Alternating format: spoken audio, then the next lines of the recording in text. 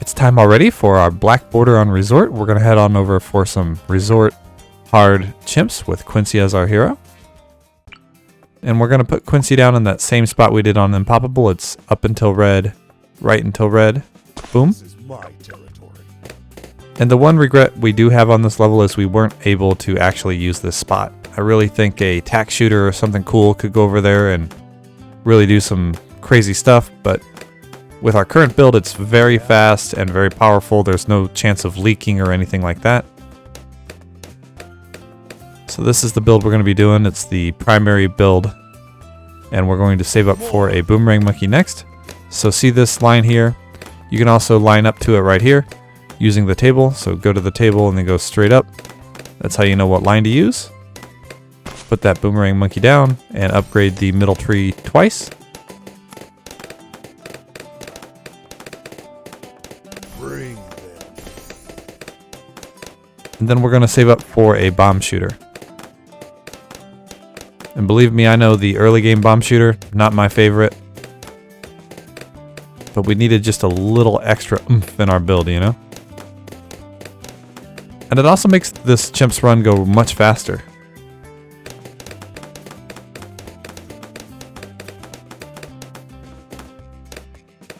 So once we hit 565 here, we're going to place it down. And we're actually going to upgrade it very quickly. Further demonstrating our commitment to speed. Extra range is going to be the best upgrade to get first here, as it lets our bomb shooter contribute all the way over here when it's not shooting at a solitary balloon that we don't want it to. But again, that's okay, we just don't want to leak. And anything that really sneaks by, Quincy's going to be able to handle.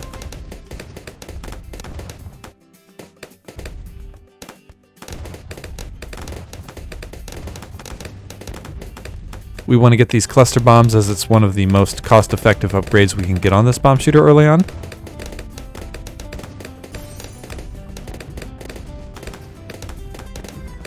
And now we can see we're really having a nice impact there.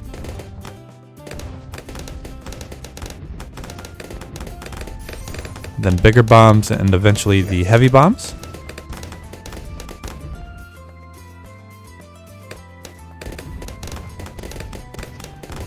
Some balloons did sneak by a little bit there, but that's not the worst of it. I think we're making really good time here. We're already on round 21.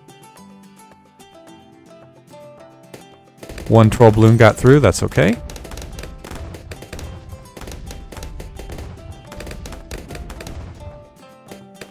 Quincy's level 5, so we're okay there. And we're going to save up for our monkey village now. And the placement of this monkey village is actually critical, but it's not as tight as the other build because we already have this stuff down, so we're a little more lax in when we place down the monkey village. So we can see here, just barely in range, barely out of range, right like so. And double check, everything looks good. Even if we messed it up a little bit, we could recover because we're going to be upgrading this right here.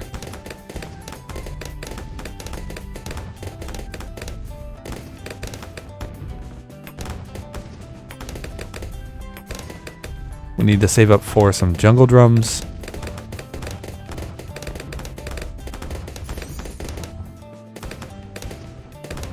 And then we're going to save up for primary training, which will be the last upgrade we get on this until we do some more upgrading over here. Tasty. We want to get this upgraded to the Moab press prior to getting to round 40, just so we can easily deal with that moab very quickly.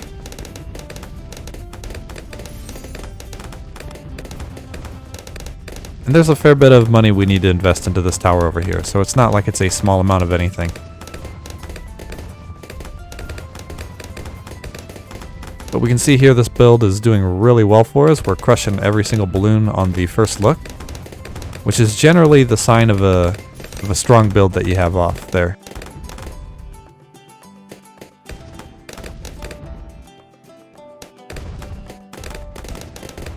Once we get the Moab press, we are very much aware that we need to get the radar scanner over here. Quincy can't do everything for us, although Quincy does virtually everything for us for about the first round 1 through 20. Moab press is now upgraded. We can get the grow blocker, which is definitely a good upgrade for sure. And we're saving up for the radar scanner.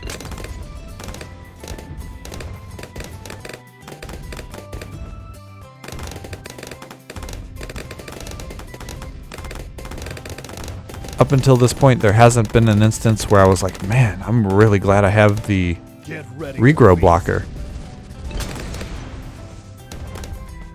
I'm sure there's someone out there who has used the grow blocker to great effectivity.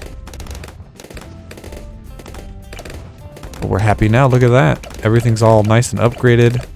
We can get primary mentoring. And we can also upgrade the recursive cluster here as well. We got primary mentoring first there because it gives the extra range, as we can see here. Increased range, which gives this and this more range to hit these earlier on in the rounds.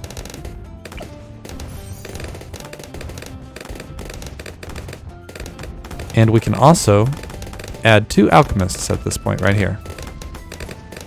These alchemists just throw onto these towers over here. Set that to strong. And what this does is it makes it go much faster through these rounds here. Otherwise, we're not going to be doing much in these rounds. It's just a bunch of ceramics and a few other things that really aren't of much interest to us in our build. We're just very strong and we have the ability to see camos, right? So no big issues here.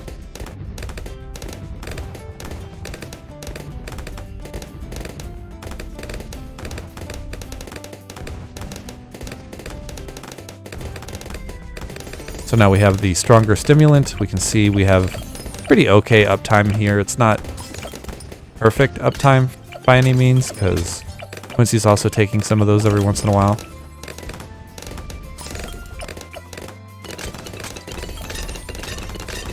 But it is pretty good. It's pretty good. And you can see this is such a huge range for a boomerang tower, isn't it? You're just stacking this buff and this buff and this buff. It's quite strong. And we're waiting for that really nice $27,000 upgrade here. But you wouldn't even really be able to tell that we're saving up money because we're still getting rid of all these balloons on pretty much the first look without even getting to Quincy. I mean, Quincy's still at 1300-ish. That's incredible, right? It's also kind of interesting that the Boomerang Monkey is keeping up with the bomb shooter in this level.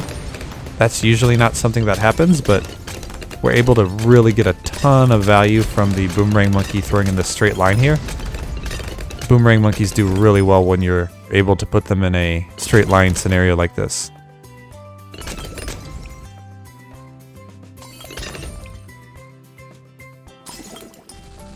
Whereas if we had like a loop or something like that, we'd have a ton more pops on the bomb shooter. Like here in this spot, if the balloons are here and here, the recursive cluster would just be getting so much value, right?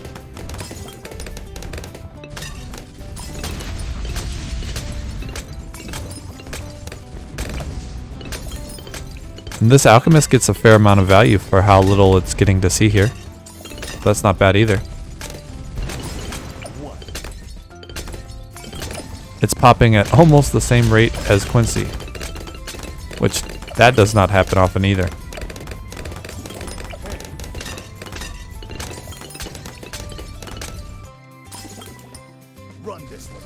But even though Quincy doesn't do anything at this point, Quincy's going to be instrumental in round 100, right? Quincy's ability to use the rapid fire attack twice is critical to getting through most maps. And now we have primary expertise. We can start upgrading the interesting stuff now. But first we're going to get a alchemist again. And we're going to put this alchemist right here because we want it to throw onto this quite a bit. The alchemist throwing onto this tower will help us get through the level very quickly.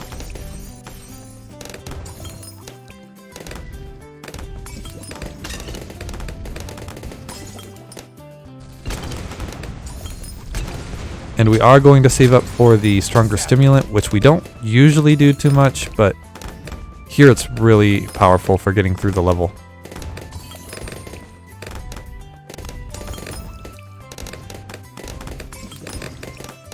And there it is. Now we get to play with my personal favorite tower. And we want to see exactly where your tower is when it doesn't have a boost. So you can see it's still fine right there. And that's fine. You can also just hold your tower here and see if it ever goes away. And it doesn't, right? We've waited a fair amount of time and it's never even flashed, has it? So we know this spot is okay to put the ice tower.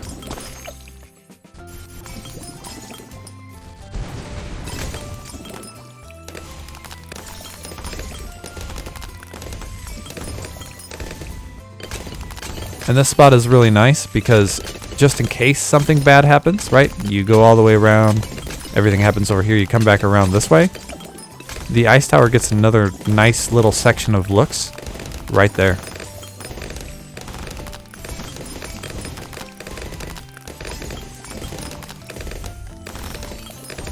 And here we can save up for the Icicle impale.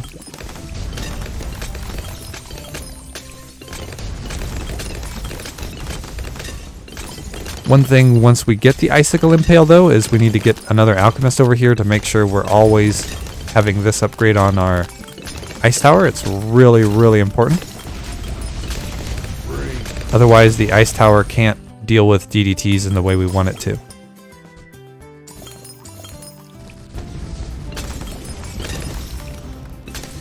And that's the main reason we have that ice tower, right? We want to never ever be scared of DDTs.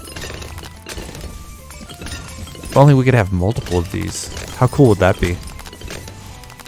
It'd be a little slow though. I think everything would just be creeping along the track.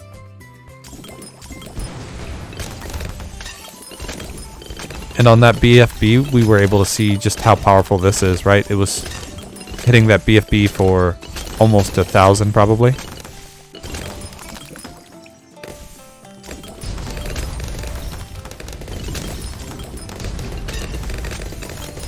But here at this point, this tower looks like it's a little bit lazy, right? It doesn't hit those moabs, which is kind of a bummer. But still, we're at 7,500. I mean, there's worse amounts of pops out there. We're able to see the primary expertise tower is catching up to some of these other towers over here. The power of having a globally ranged tower is never lost on me. I like my globally ranged towers.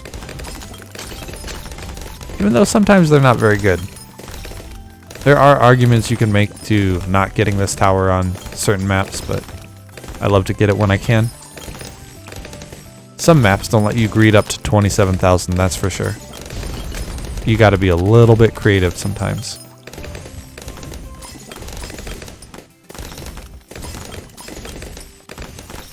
And right now, especially, we're greeding up to 32,000.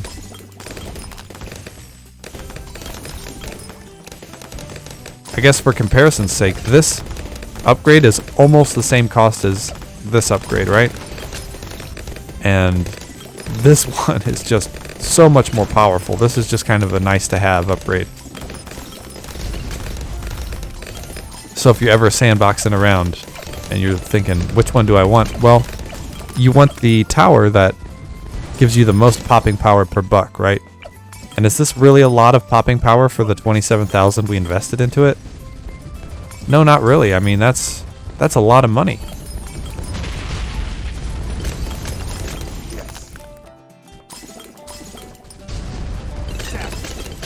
but it is a very good support tower. To circle back on that thought, we now have the Icicle impale, and we're really happy, aren't we? Look at that. We have both our alchemists set to strong, and we're going to put one more down.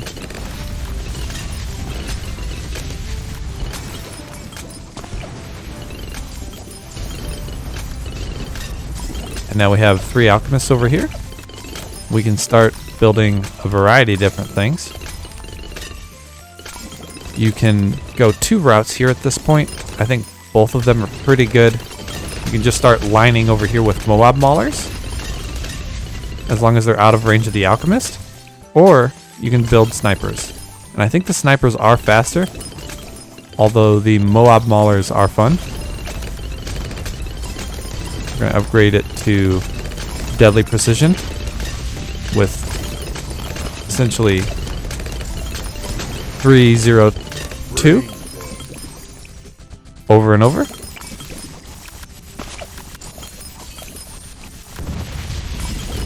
This does help us pop the Moabs that the ice tower is also hitting. Even though the ice tower is really, really good, it does slow us down a little bit here. As we can see, nothing else is able to hit it except for the ice tower. And that's where these sniper monkeys come in.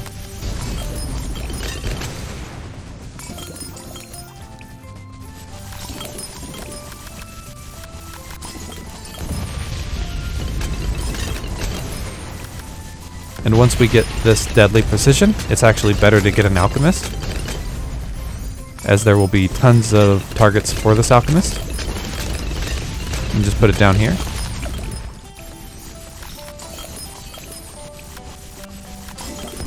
The acidic mixture dip is really not great, but the stimulant and berserker brew are really powerful,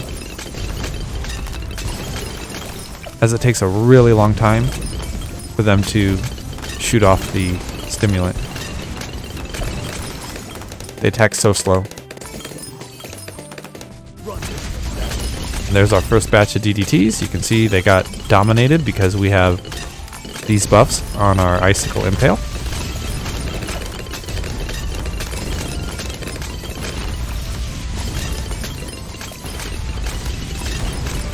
And we have our snipers down here. Pretty good. I mean, we've got uptime on usually 2 of these. So that's really good efficiency. It's maximizing what we're able to get from this alchemist. And we can also put down another sniper monkey.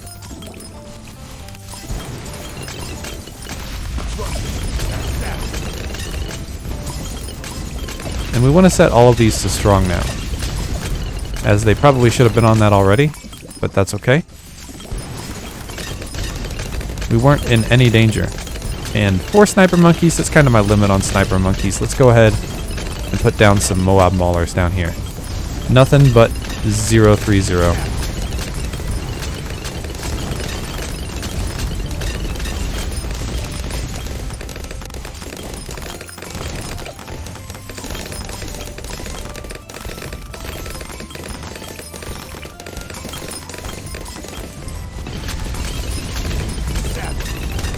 And the moab maulers should all be set to strong as well. That's a tiny mistake there, but these are just nice to have. They don't actually do too much for us in the long run.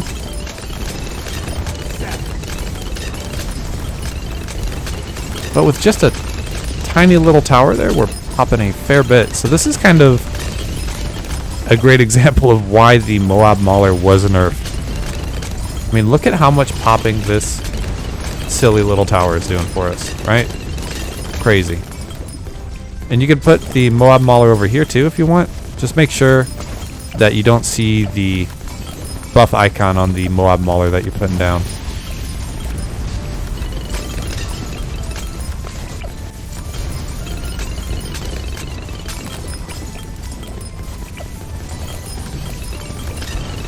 And we can upgrade these as well. No point in not upgrading them now. We just have so much extra money because our build is so good.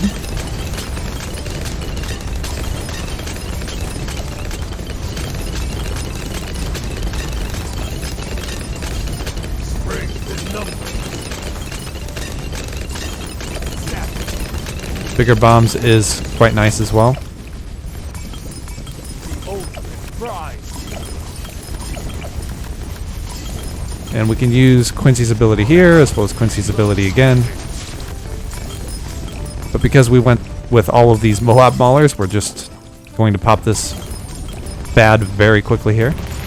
We could have also used the Moab Assassin abilities, but we didn't need to.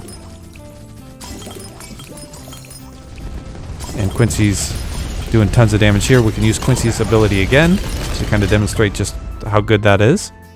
And there's our black border for Resort. Really, really dominated this level.